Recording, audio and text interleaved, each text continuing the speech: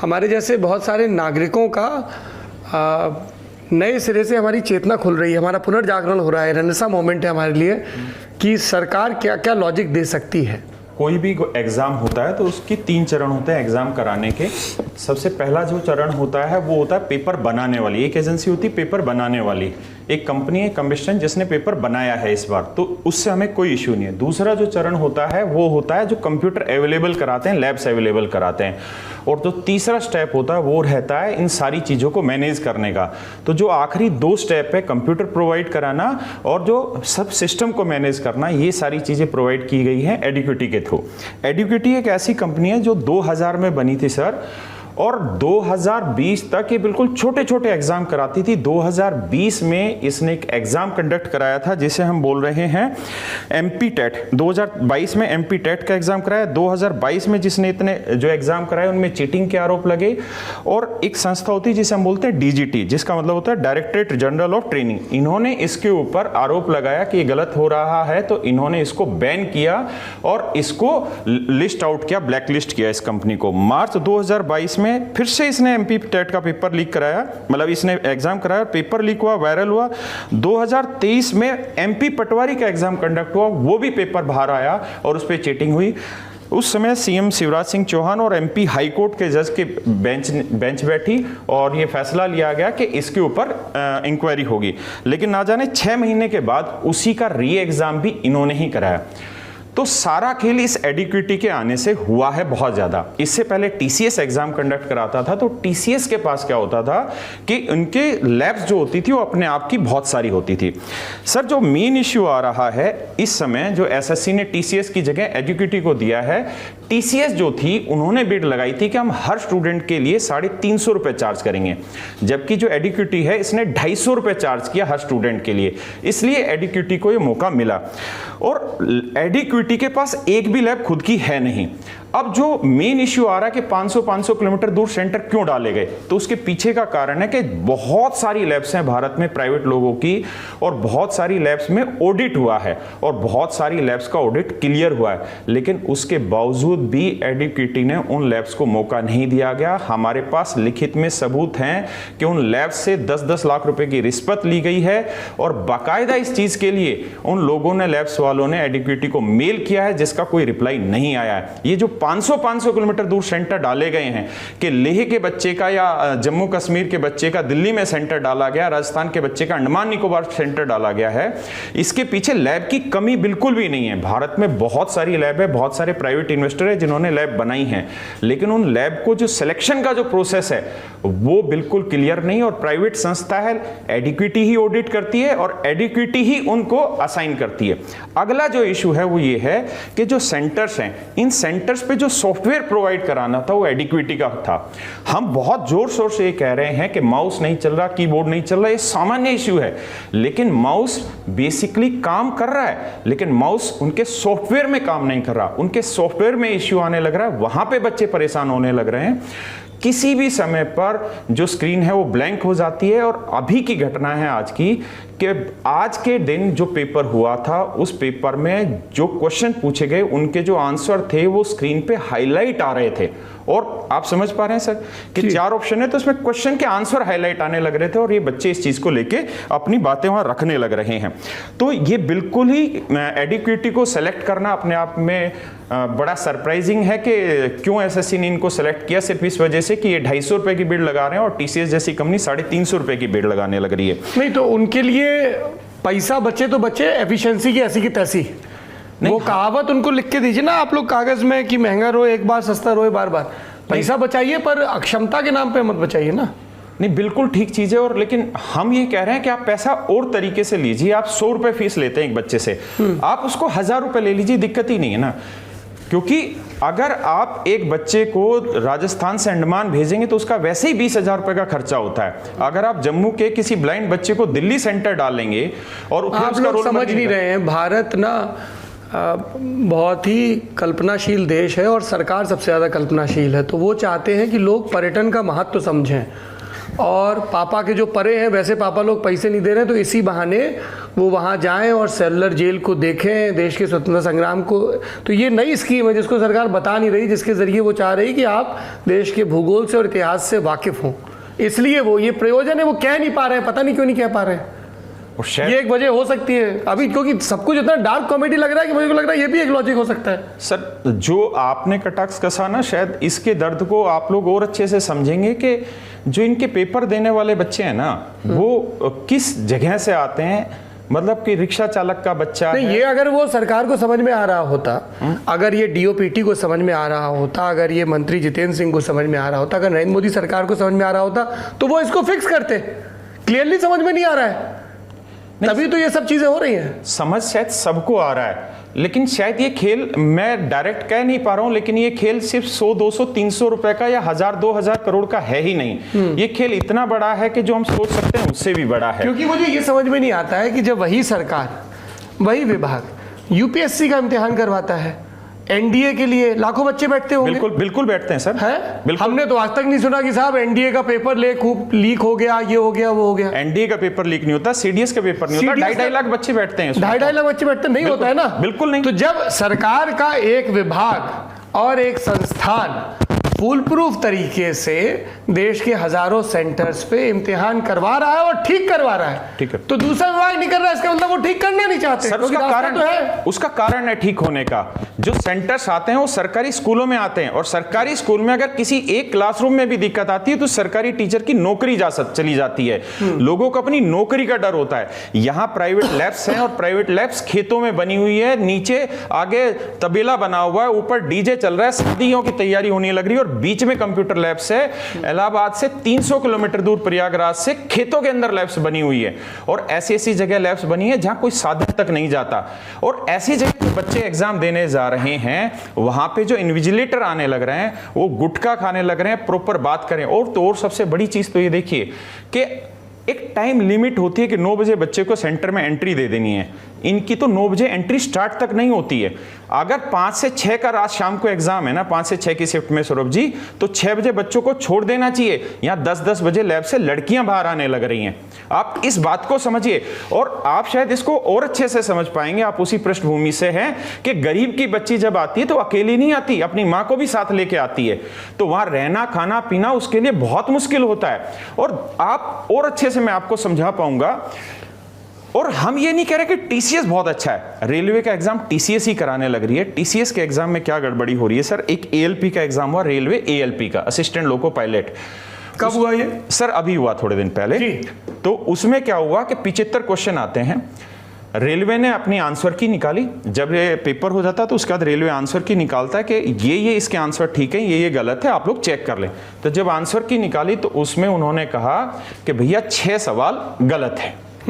तो 6 सवाल गलत है, तो हर सवाल के लिए 100 रुपए बच्चों ने अपीयर किए कि भाई ये 6 सवाल उन्होंने, यानी रेलवे ने ये डिक्लेयर कर दिया कि ये 6 सवाल इनवैलिड हैं, इनको हम काउंट ही नहीं कर रहे हैं। तो यानी 75 में से 6 हटा देंगे तो 69 में से मेरिट बनेगी। चलिए, यहां तक की भी सारी चीजें ठीक थी। बच्चों ने हंगामा किया, हम लोगों ने भी हंगामा किया, लेकिन उस पर कुछ नहीं हुआ। थोड़े टाइम के बाद जब रिजल्ट डिक्लेयर किया गया, उस दिन कहा कि नहीं 3 क्वेश्चन ठीक थे, वो हमने गलत काउंट कर लिए, अब जो मेरिट है वो 72 में से बनेगी। तो जो 6 गलत थे उस पे हम रिप्रेजेंट कर गए। बाद में आपने कहा नहीं 6 नहीं 3 ही गलत हैं, तो अब 72 में से मेरिट। वैसे गलत थे कितने? सर गलत 6 नहीं, ज्यादा भी थे। 6 क्वेश्चन ऐसे थे, और मैं आपको विद प्रूफ दिखाता हूं। कोई सवाल आपको ध्यान है ऐसा? अरे सर पढ़ाते हैं, एक सवाल हटा हुआ है। अरे नो ऑफेंस सर गुरुजी, मैं वो नहीं कह रहा हूं, पर आप इतनी सारी चीजों पे बात कर रहे हैं इसलिए पूछ रहा हूं। सर क्या सवाल थे? तरीका बता दो। एक सेम क्वेश्चन था, सेम ही क्वेश्चन नंबर 3 था, और सेम ही क्वेश्चन नंबर 35 था। क्वेश्चन नंबर 3 सरप्राइज करना चाह रहे होंगे वो स्टूडेंट को कि ये एक्सपेक्ट ही नहीं कर पा रहा होगा कि हम एक ही पेपर में क्वेश्चन नहीं सर, आप अभी भी कपिल शर्मा शो में इससे बड़ी कॉमेडी सुनिए। क्वेश्चन नंबर 3 के नीचे उसके रेस्पॉन्स में लिखा कि ये क्वेश्चन इनवैलिड है, इसको काउंट नहीं किया जाएगा। सेम क्वेश्चन सब कुछ, और क्वेश्चन नंबर 35 के नीचे सी ऑप्शन करेक्ट दिया गया। Same question same option. Question number 3 में रेस्पॉन्स दिया कि इनवैलिड है, इसको काउंट नहीं किया जाएगा, और क्वेश्चन नंबर 35 में इन्होंने ऑप्शन सी करेक्ट दे दिया। वो दरअसल कोई फिजिसिस्ट रहा होगा, तो अल्टरनेटिव रियलिटी में चीजें कुछ बदल भी सकती हैं एक ही समय में कुछ ऐसा हो सकता है। बहुत डार्क ह्यूमर के साथ साथ बहुत डार्क साइंस भी लग रही है मेरे को, जो मानव सभ्यता को अभी समझ में नहीं आ रही है। डीओपीटी एसएससी को समझ में आ गई है। सौरभ जी, आप बहुत खुशकिस्मत है कि मीडिया में खड़े होकर आप बोल पा रहे हैं। अगर आपको टेस्ट देना होता ना, और अगर इस ललन टॉप के लिए टेस्ट के थ्रू आप सेलेक्ट करते, तो मैं पूरी उम्मीद से कहता हूं आपका सिलेक्शन कभी नहीं हो पाता। अगर एसएससी करवा रहा होता तो। नहीं, करवाना तो सर एसएससी नहीं है, टीसीएस नहीं है सर। देखिए, मैंने, आपने जिक्र किया, मैंने अपनी जिंदगी में 1 2 3 4 5 दफा मैंने अपनी जिंदगी में अपने स्कूल कॉलेज बोर्ड के अलावा इम्तिहान दिए। NDA, CDS, assistant commandant, JNU, 2 बार जेएनयू का एंट्रेंस, एमए, एमफिल और आईएमसी। मुझे हम लोगों को, और ये सारे जो थे इसमें एनडीए, सीडीएस सर बेसिकली और वो 3 यूपीएससी ने कराए और बाकी डिस्क्रिप्टिव थे। मैं एक ही चीज पे टोकूंगा ना, आप बैठे हैं सर फ्लाइट में, हम बात कर रहे हैं बैलगाड़ी की, आप बैठे यूपीएससी का एग्जाम देने। नहीं, तो टॉपम टॉप है। हाँ, मैं इसीलिए कह रहा हूँ कि वो तो टॉपम टॉप मिला। आप बैठ के तो देखो ना एक बार रेलवे ग्रुप डी में बैठ के, सर हिम्मत ही नहीं हुई। अब सर अगली कहानी सुनिए। बेसिकली रेलवे तो इतना खतरनाक खिलाड़ी है कि 2-3 साल, देखिए 2018 में वैकेंसी आई, उसके बाद 2024 तक कोई वैकेंसी नहीं आई। जब रेल बंद कर दी गई, सारा आंदोलन कर दिया गया, तो रेल मंत्री साहब आए, उन्होंने कहा कि हम भी इस चीज से परेशान है कि हम एक साथ वैकेंसी लाते हैं तो दिक्कत होती है, तो हम रेलवे कैलेंडर अनाउंस करेंगे जी। तो उन्होंने फिर कहा कि कैलेंडर अनाउंस करेंगे, और फिर इनका एक कैलेंडर अनाउंस हुआ। 2024 जनवरी में इन्होंने कैलेंडर दिया, और उस आज 2025 हम 1 अगस्त को बात कर रहे हैं। अब 1.5 साल से ऊपर हो गया, एक भी नौकरी पे ज्वाइनिंग नहीं दी है। जो 2018 की वैकेंसी, मतलब जिनका सिलेक्शन हो गया उनकी भी ज्वाइनिंग नहीं है। ज्वाइनिंग नहीं, क्योंकि सारे प्रोसेस अटके पड़े हैं सर।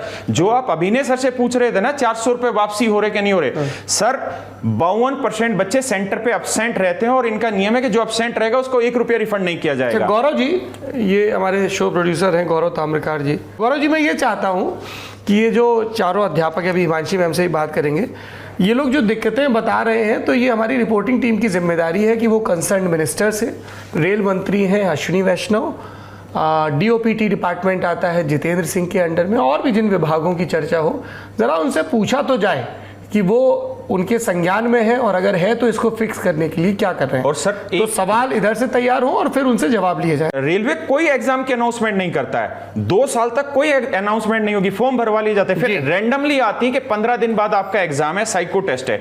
साइको टेस्ट में क्या होता है कि सर टीवी सामने जैसे स्क्रीन है, तो स्क्रीन पे एक फोटो आती है, आपको उस फोटो को देखना होता है, और उसके बाद उस पर कुछ क्वेश्चन होते हैं जो आपको देने होते हैं, जो आपने एसएसबी दिया होगा एनडीए के थ्रू, तो उसमें पहचाना होगा जी। अब यहां क्या हुआ कि फोटो सिस्टम पे आई ही नहीं, सीधे क्वेश्चन आ गए।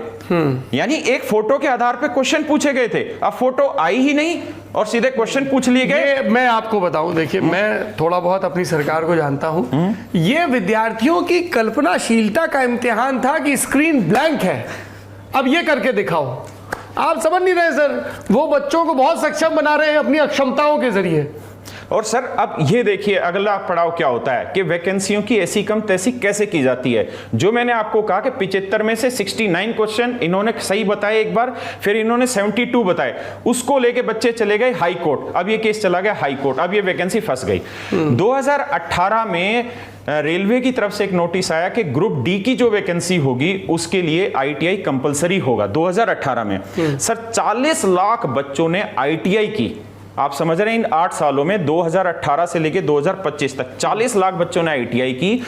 और आईटीआई का मतलब होता है 2 साल आईटीआई करना, पैसा इन्वेस्ट करना, टाइम इन्वेस्ट करना। और सर 2025 में एक नोटिस दिया गया रेलवे की तरफ से कि अब आईटीआई की रिक्वायरमेंट नहीं है, 10th क्लास वाले भी बच्चे इसे अप्लाई कर सकते हैं।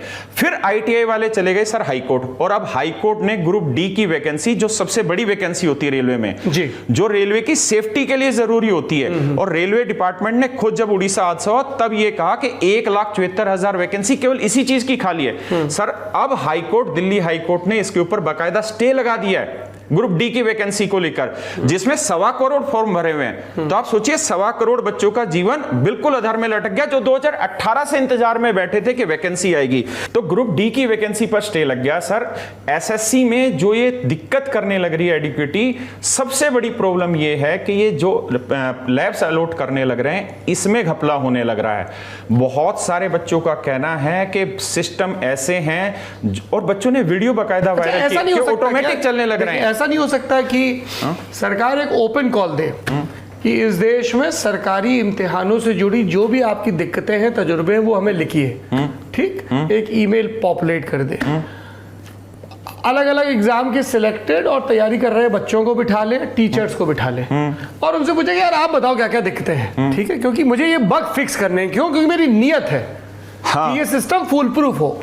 तो टीचर्स ने बता दिया, बच्चों ने बता दिया कि साहब ये दिखते हैं, ये दिखते हैं, नहीं सर, और उसके बाद आप एक कमेटी बनाओ, पैनल बनाओ और टाइम बाउंड। अरे सर ये कमेटियां बनी हुई हैं, 2012 का आंदोलन है, उसकी अभी भी चल रही हैं कमेटियां। टाइम बाउंड कमेटी टाइम बराबर एक्सटेंड होता चला नहीं, जाएगा। यही तो टाइम बाउंड नहीं है ना फिर। सर अगर आप टाइम एक्सटेंड कर, बात तो नीति पे है। अब तो इंटेंट इसीलिए महत्वपूर्ण हो जाता है कि नियत है आपकी करने की, आप टाल रहे हो।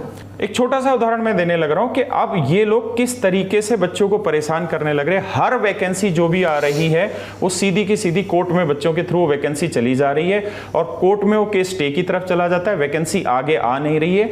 दूसरा जो मेन इशू है सर कि ग्रुप डी की इतनी सारी सीटें खाली पड़ी हैं डिपार्टमेंट में, लेकिन 32,000 सीटें निकलती है और वो 32,000 सीटों के साथ क्या होता है सौरभ जी आप समझना, 2018 में अगर हम मान लीजिए 30,000 सीटें निकालते हैं और वो वैकेंसियां 2023 में भरी जाती हैं, तो आपने 6 साल लगा दिए और 6 साल में कितने ऐसे बच्चे होंगे जो इस प्रोसेस में सिलेक्शन हुआ लेकिन ज्वाइन नहीं किया।